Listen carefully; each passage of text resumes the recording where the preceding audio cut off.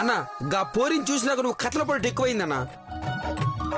అరే ఆ పోరి ఆ ఊరుకాడ విడిచిపెట్టమని అడిగిందని చెప్పి నన్ను నడి రాత్రి అట్ట రోడ్డు మీద విడిచిపెట్టిపోతావా? నా దిల్గా దడకని కండ్ల ముంగట ఉంటే నేనేం చేస్తున్నాను నాకే తెలుస్తలేదురా. ఇగో గా పోరిని ఇంటికాడ విడిచిపెట్టి వచ్చినా కదా, మన దంద చేస్తావా లేదా? ఇంకో గంటలో మోసపెట్టలో సోయేస్తున్నారు. చల్ పోయి 10 సీళ్ళను గుంజుకొని వద్దా. నా పోరి పని అవ్వలా అన్నా. ఇంటికి విడిచిపెట్టి వచ్చినా కదా, ఇంకేం చేయాలా? గీ గొలుసు నా పోలీస్ పోరికి ఇచ్చి రావాలా? అన్నా మన చేతికి వచ్చినాక మళ్ళీ ఇచ్చినంది షేటుకి ఇయ్యాలా, పైసలు తీసుకోవాలా? గదిడిసి పెట్టి గా పొరికిచ్చినంది. రే ఇద్దామనే తెచ్చినాను రా. అన్నా నీ దిమాగ్ గారు మంచిగానే ఉన్నదా?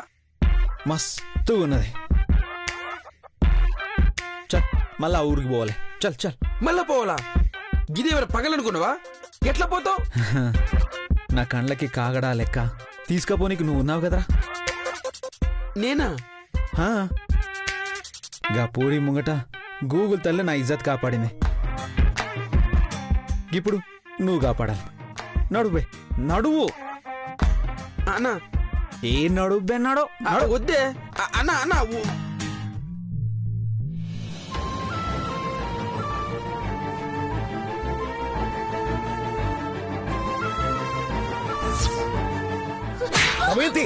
కళ్యాణి, నిన్ను వదిలిపెట్టడానికి వచ్చిన వాడైతే ఇంటి దగ్గర వదిలి వెళ్ళాలి కదా. వీధి చివరి ఎందుకు ఆగాడు? అది కూడా ఆ చీకట్లో. నేను చూశాను కాబట్టి ఇదైనా తెలిసింది, లేదంటే ఇంకేమేం చేస్తున్నావో.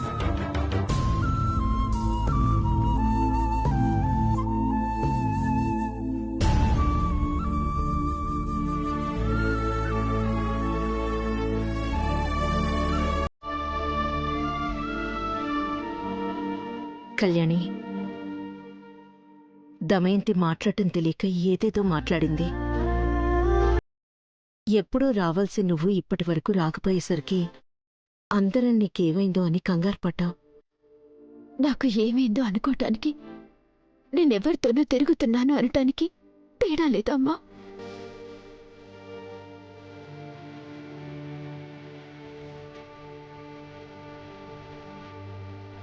ప్రాణం పోయినా నేను తప్పు చేస్తానా? మీరు తల వంచుకునే పని చేస్తానా? కానీ అత్తయ్య ఆ విధంగా. నువ్వు రాలేదు, నీ ఫోన్ కలవటం లేదు, నీకేమైందో అని ఇంట్లో ఎవ్వరూ ఏమీ తినలేదు. దమయంతి కూడా.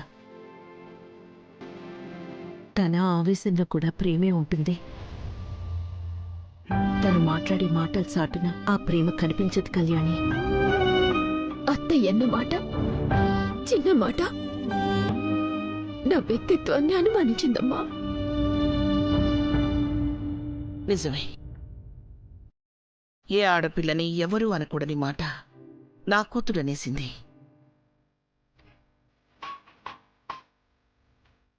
కళ్యాణి, దానికి మొండిగా మాట్లాడటం తెలుసు గాని ఆ మాటలకు అర్థం తెలీదు. మూర్ఖురాలు.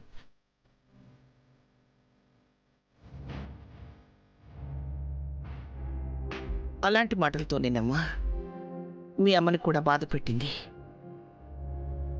ఇప్పుడు నిన్ను బాధ పెడుతుంది. నిజంగా అతను నన్ను వదిలిపెట్టడానికి వచ్చాడు. చివరి బస్ కూడా వెళ్ళిపోయింది. సాయం చేయమని నేను అడిగితేనే అతను వచ్చాడు.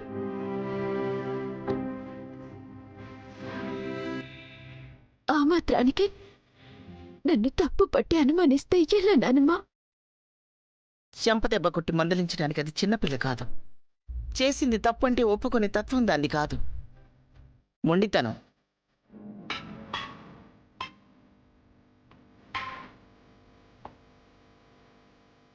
బిడ్డ తప్పు చేసినా అది తల్లి తప్పే అవుతుంది. అందుకేనమ్మా చిన్నదానివైనా నా బిడ్డ చేసిన తప్పుకి నేను క్షమాపణ అడుగుతున్నాను.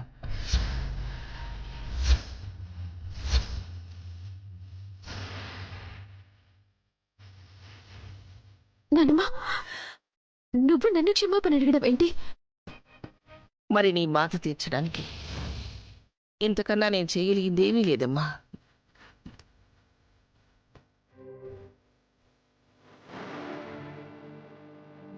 శౌర్య లేడు అన్న బాధలో ఉంది. తల్లి మనసు తట్టుకోలేక ఒక మాట తూలిందనుకో.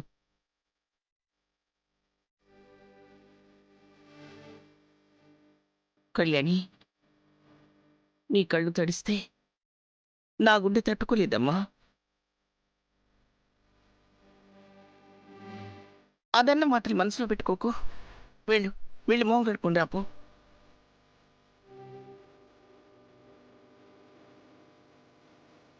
కళ్యాణి, నువ్వు రాలేదని ఆకలి మర్చిపోయాం. మా అక్కన్న మాటలకి ఏం మాట్లాడాలో అర్థం కాక మాటలు వెతుక్కుంటున్నాం.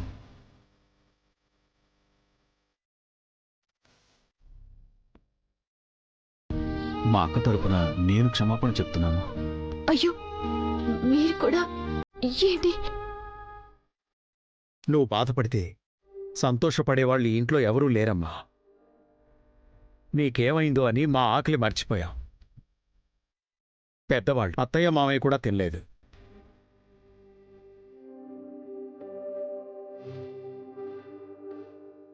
పదమ్మా, అందరం కలిసి ఓ ముద్ద తిందాం.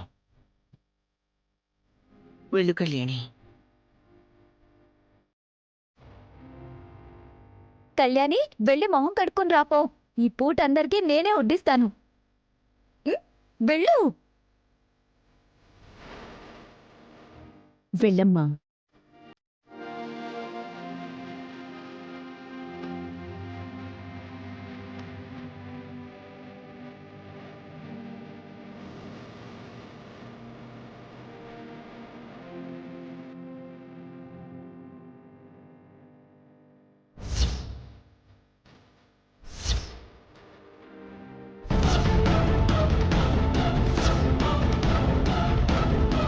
నచ్చనిది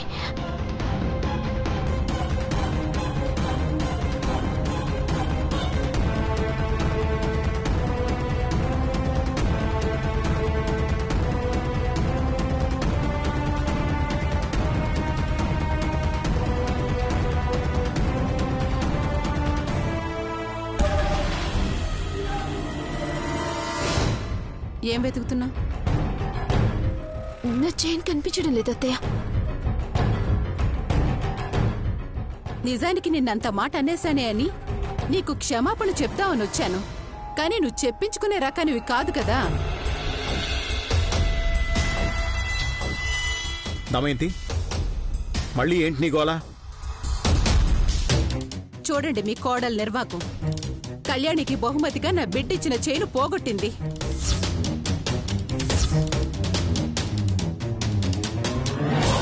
భర్త జ్ఞాపకాన్ని కూడా జాగ్రత్తగా చూసుకొందాన్ని అన్నాను అంటే అనకుండా ఎలా ఉంటాను?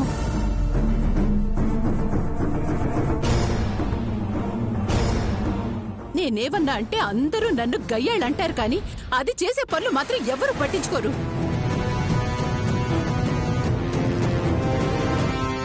కట్టుకున్న భర్తే కళ్ళ ముందు లేకుండా పోయాడు. అలాంటప్పుడు ఆ చైన్ ఉంటే ఏమిటి, లేకపోతే ఏమిటి?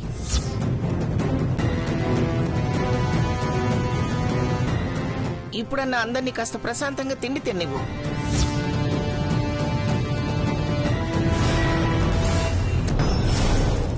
కళ్యాణి, నువ్వు రామ్మా.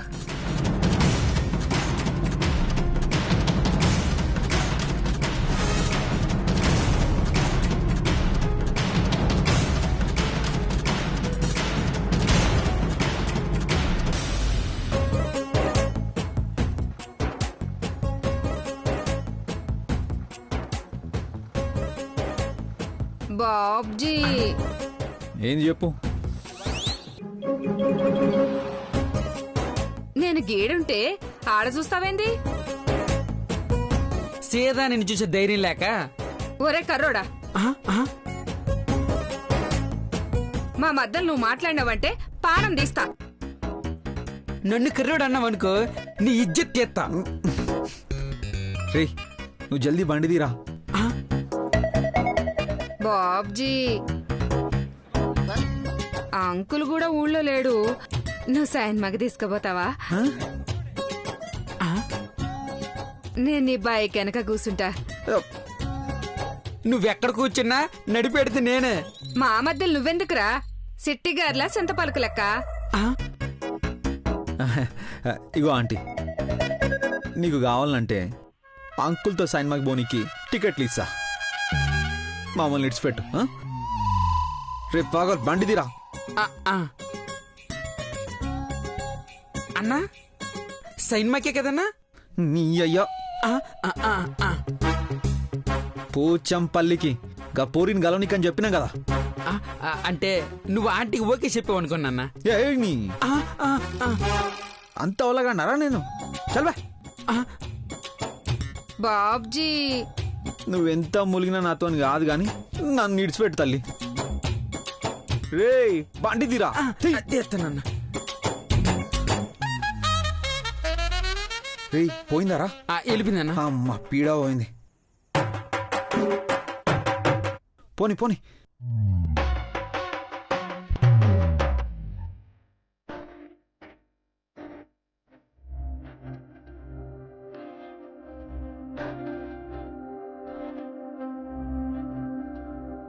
సర్ప్రైజ్ చేసే అవకాశం కూడా ఇవ్వవు అన్నమాట.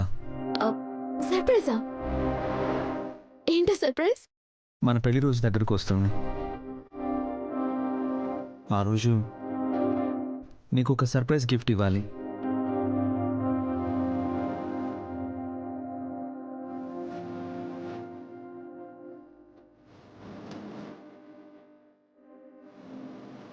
ఇప్పుడు కడుతురు.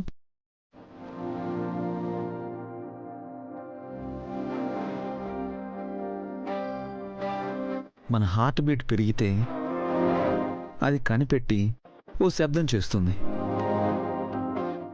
ఓసారి ముట్టుకో.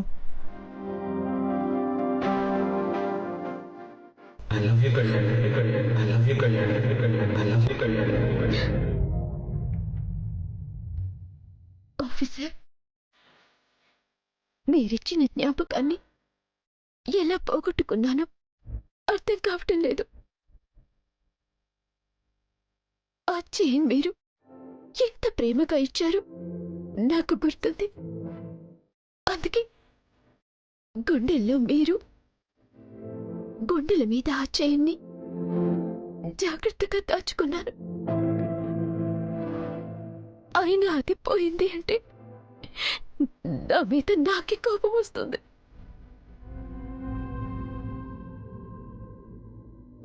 కళ్యాణి,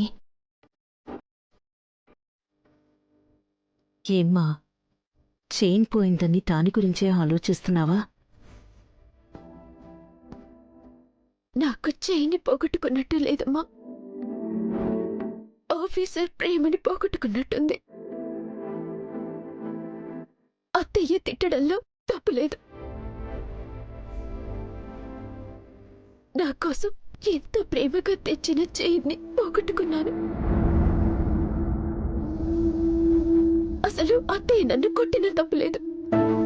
ఇచ్చిన మనిషే లేనప్పుడు చైన్ పోయిందని బాధపడితే ఎలా? మనిషి ఉన్నప్పుడు పంచుకోగలిగేది ప్రేమని, అదే మనిషి దూరమయ్యాక దాచుకోగలిగేది జ్ఞాపకాల్ని, వస్తువుల్ని కాదు. అలా అని నా మనసుకి సర్ది చెప్పుకోలేకపోతున్నానమ్మా.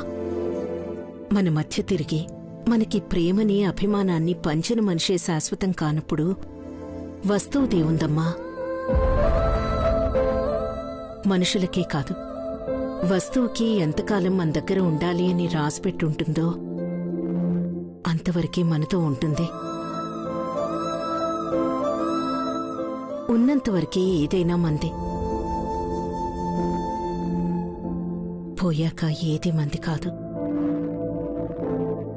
నిజంగా ఆ వస్తువు మీద మన పేరింకా రాసిపెట్టుంటే పోయింది అనుకున్న వస్తువు అదే తిరిగొస్తుంది.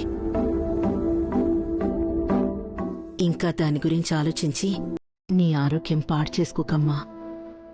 మళ్ళీ ఉదయాన్నే లేచి స్టేషన్కి వెళ్ళాలి కదా. కన్నయ్యని నీ దగ్గరే పడుకోబెట్టుకోమ్మా.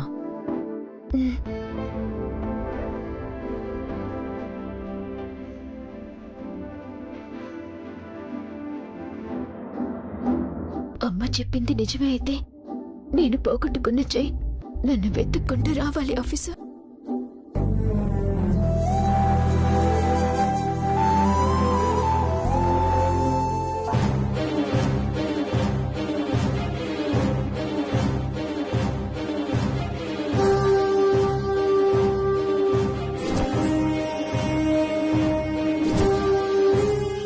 దాని ఉద్యోగం పోయేలా చేస్తాను అంటూ తీసుకొచ్చావు. ఎలా పోతుంది సిద్ధు?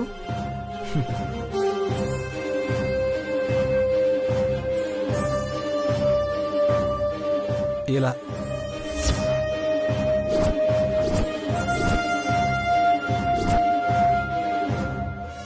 ఏంటది? ఇది గంజాయి ప్యాకెట్.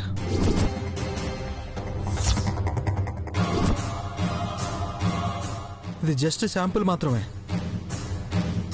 ఇవి కళ్యాణి గదిలో పెట్టి పోలీసులకి మనమే ఇన్ఫార్మ్ చేస్తాం.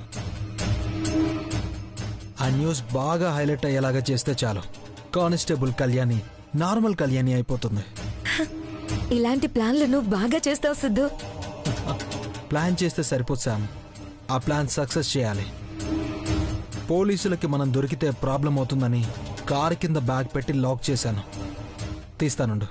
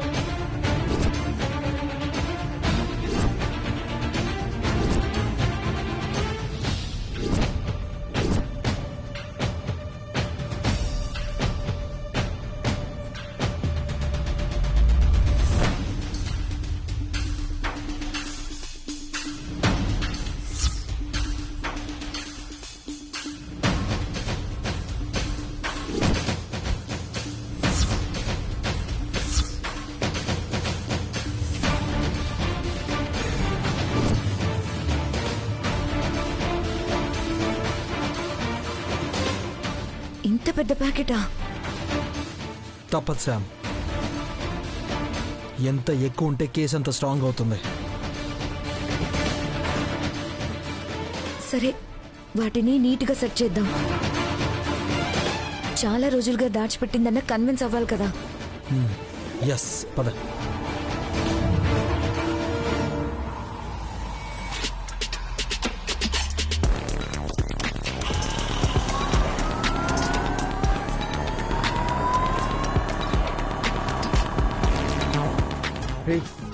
ఏడున్నాంరా అన్న, మ్యాప్లో ఆగమని చెప్పిన కాడికి వెళ్ళి గా పూరి చెప్పినట్టు 1000 అడుగుల దూరం వచ్చినాం. ఆ లెక్కను చూస్తే గా ఇల్లు ఏడనే ఉండాల. అరే, అయితే ఆ ఇల్లు ఈడనే ఏడు ఉంటుందిరా. అన్న, ఏడైతే ఒక ఇల్లు ఉన్నదే, జరంత పెద్దగా కూడా ఉన్నది. అరే, అయితే ఈ ఇల్లు అయి ఉంటుందిరా. అన్నా, ఏ ఇంట్లో పడితే ఆ ఇంట్లో పోయినామంటే బొక్కలు చోర చోర చేసి జైల్లో కూర్చుని పెడతారు. అరే, ఇంటి దాకా వచ్చినామని చెప్పి ఇట్లా సతాయిస్తున్నావేంద్రా? సరే, వెళ్ళి చూడరా, ఈయన ఏడో ఉంటుంది చూడు. అన్నా, ముందు నువ్వు బండి దిగే.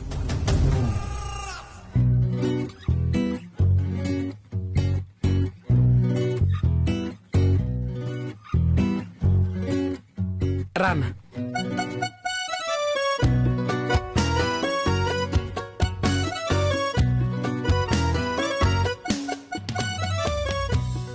అబ్బాయ్. అన్నా అన్నా అన్నా, గా పోలీస్ స్కూటీ గేట్నే ఉంది. అన్నా, మొన్న మనం చూసినా కదా, గదికి ఇది ఒకటేనే. బండున్నదా? మళ్ళా బండి ఉంటే నన్ను సతాయించి నా బండిలో వచ్చింది. ఓ, నా బండిలో రావాలని ప్లాన్ చేసిందిరా.